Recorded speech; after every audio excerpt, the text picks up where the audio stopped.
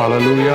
దేవుని నామానికి మహిమ కలుగును గాక. మరొక శుభదినాన దేవుని వాక్యం వినడానికి మిమ్మల్ని అందరినీ ప్రేమపూర్వకంగా యేసు నామమున ఆహ్వానిస్తూ ఉన్నా. దేవుని యొక్క మహదైశ్వర్యాన్ని బట్టి, ఆయన మనకు అనుగ్రహించిన గొప్ప రక్షణను బట్టి హృదయానందం, సంతోషం, సమాధానం అన్నీ మన జీవితంలో నింపుచు మనల్ని ఎంతో బలపరుస్తూ ప్రతిదినము యేసుక్రీస్తు యొక్క సహవాసం మనం అనుభవిస్తూ ముందుకు నడిచేలాగా చేస్తూ ఉంది దేవుని యొక్క ప్రేమ.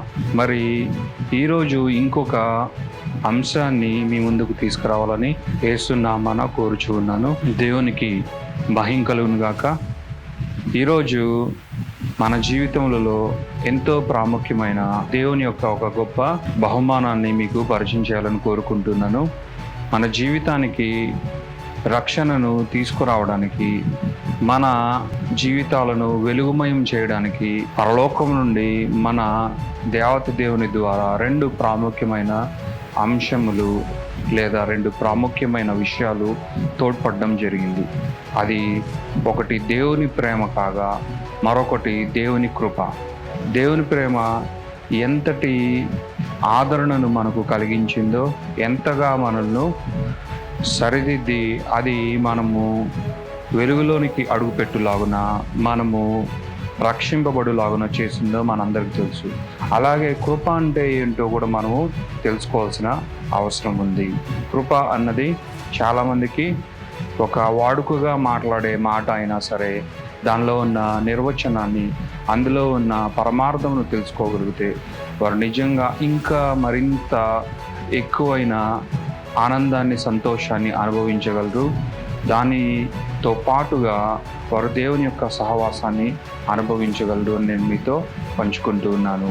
మరి దేవుని యొక్క కృప మన జీవితంలోనికి ఎలా ప్రారంభమైందో అన్నది దేవుని వాక్యం చాలా స్పష్టంగా తెలియపరుస్తుంది.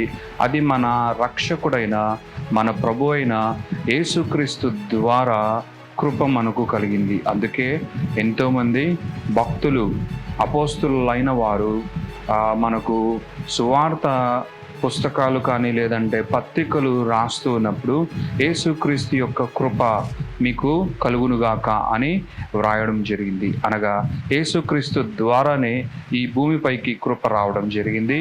అది మన జీవితములకు ఎంతైనా అవసరమైనది అని భక్తులు, అపోస్తులైన వారు మనకు తెలియపరుస్తున్నారు అన్నదే మనము గమనించాలి.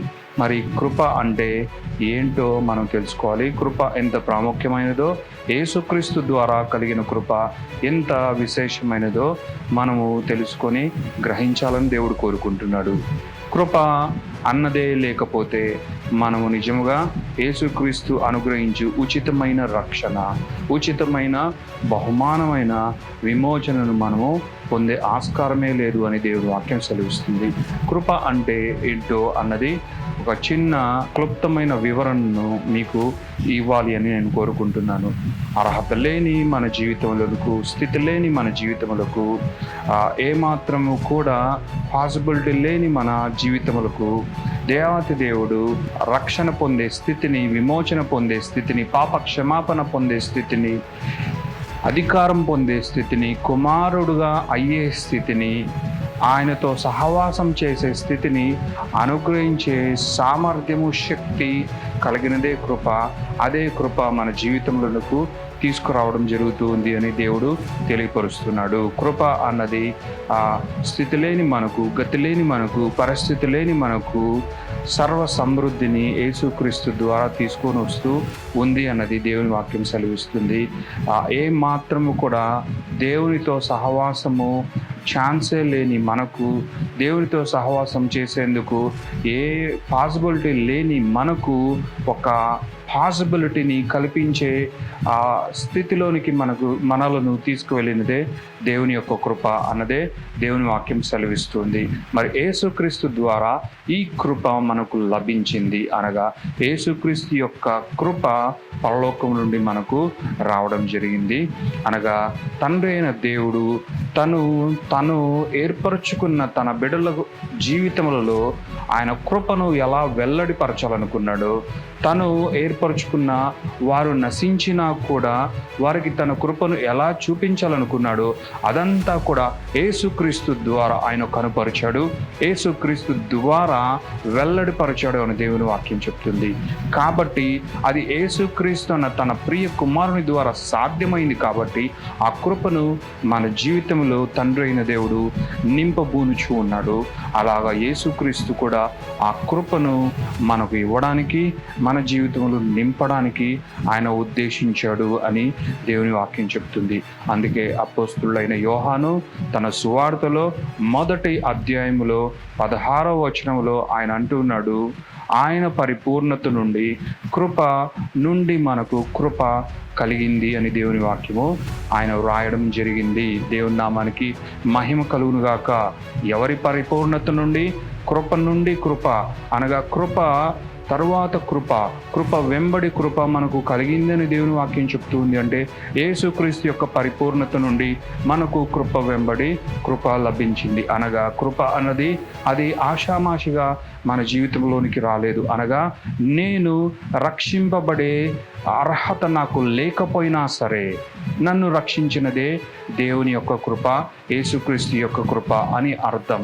నీవు రక్షించడానికి ఏ యొక్క స్థితి నీకు లేకపోయినా, అర్హత లేకపోయినా సరే నిన్ను రక్షించిందే యేసుక్రీస్తు యొక్క కృప అని అర్థం. ఇదే మనం గ్రహించాలి. మనము దీన్ని ఈ విధంగా అర్థం చేసుకొని దీన్ని అనుభవించాలని దేవత దేవుడు కోరుకుంటున్నాడు. మరి అపోస్తలుడైన యోహాను ఏమని వ్రాసాడు అంటే, కృప వెంబడి కృప మనకు లభించినది.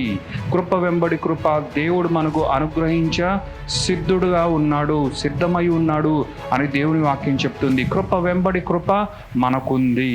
కృప మాత్రమే కాదు, కృప వెంబడి కృప మనకుంది అని దేవుని వాక్యం చెప్తుంది. ఈ యొక్క కృప వెంబడి కృప అన్న ఈ గొప్ప స్థితి లేదంటే సమృద్ధి ఊరికినే రాలేదు, కానీ ఇది యేసుక్రీస్తు యొక్క కష్టము ద్వారా లభించింది.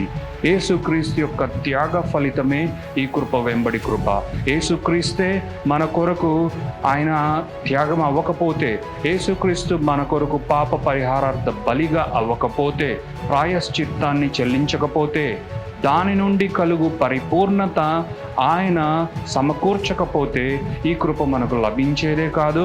కృప మాత్రమే కాదు ప్రియులారా, అపోస్తలుడైన యోహాను రాశాడు, కృప నుండి కృప, అనగా కృప వెంబడి కృప అని మనము అర్థం చేసుకొని ఇంకా లోతుగా ప్రయాణం చేసి దేవుని యొక్క విశేషాలు మనం తెలుసుకోవడానికి ఆసక్తి చూపించాలి.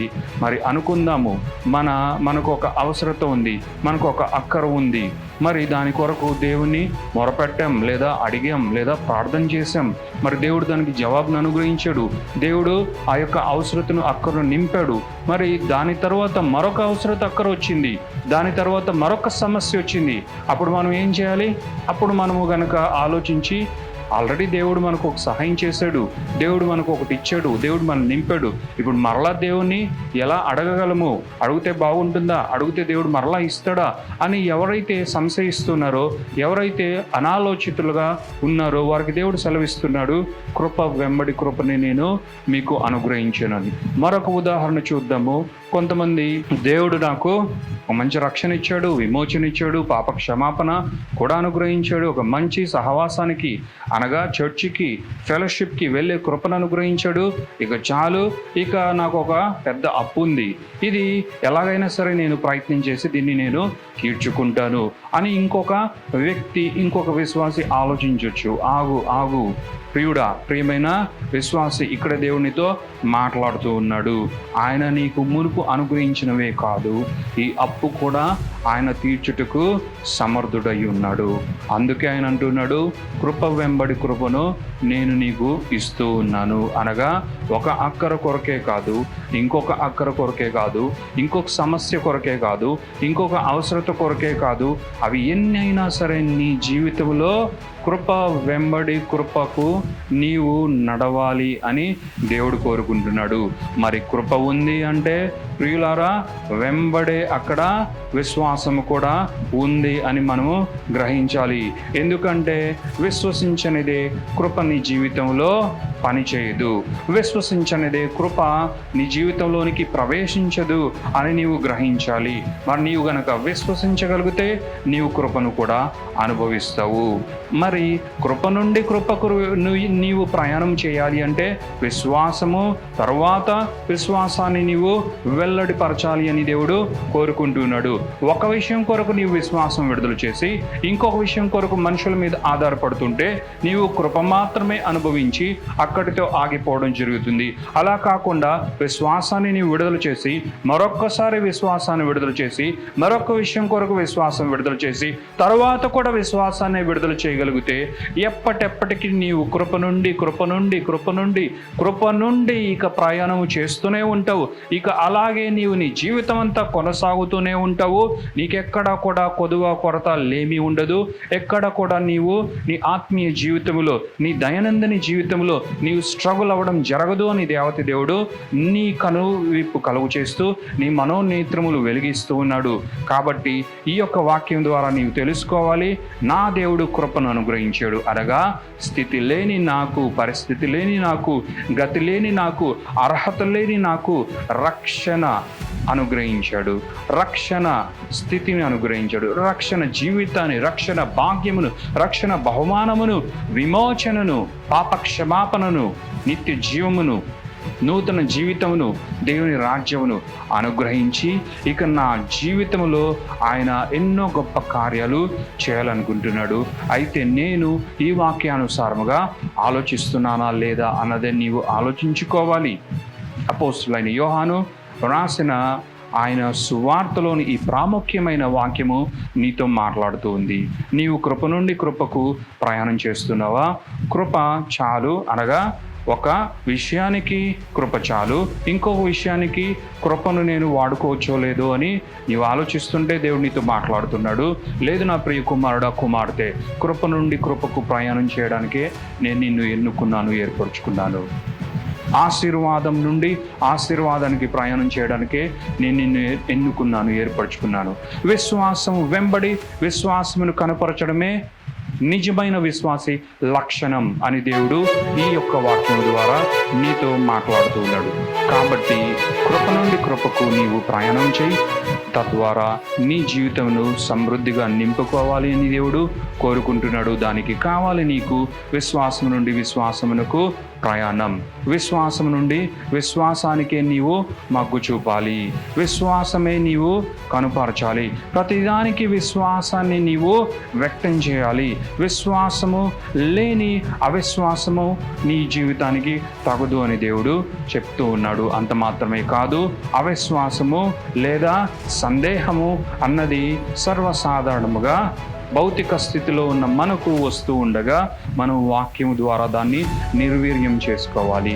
వాక్యాన్ని ధ్యానించడం ద్వారా ఆ యొక్క సందేహాలను మనం అధిగమించి మరలా మనము విశ్వాసులమని మనము రూఢీపరుచుకొని మనల్ని మనము క్రీస్తునందు స్థిరపరుచుకొని విశ్వాసం విడుదల చేస్తూ, విశ్వాసం నుండి విశ్వాసాన్ని విడుదల చేస్తూ, కృప నుండి కృపను అనుభవిస్తూ దేదీప్యమానముగా యేసు నామములో ముందుకే కొనసాగాలని దేవత దేవుడు కోరుకుంటున్నాడు. దేవుడు ఈ వాక్యం ద్వారా మిమ్మల్ని నింపుచూ ఉండగా మీరు ఈ వాక్యములోని పరమార్థమును రిసీవ్ చేసుకొని అత్యధికంగా ఆశీర్వదింపబడాలని యేసు నామమున కోరుచు మీకందరికీ శుభములు యేసు నామములో తెలియపరుస్తున్నాను. దేవుడి ఈ వాక్యమును దీవించినట్లు మీ యొక్క జీవితములు కూడా దీవింపబడుచు ఉన్నాయి. కాబట్టి మీరు కూడా విశ్వసించి ఈ వాక్యమును పొందుకునే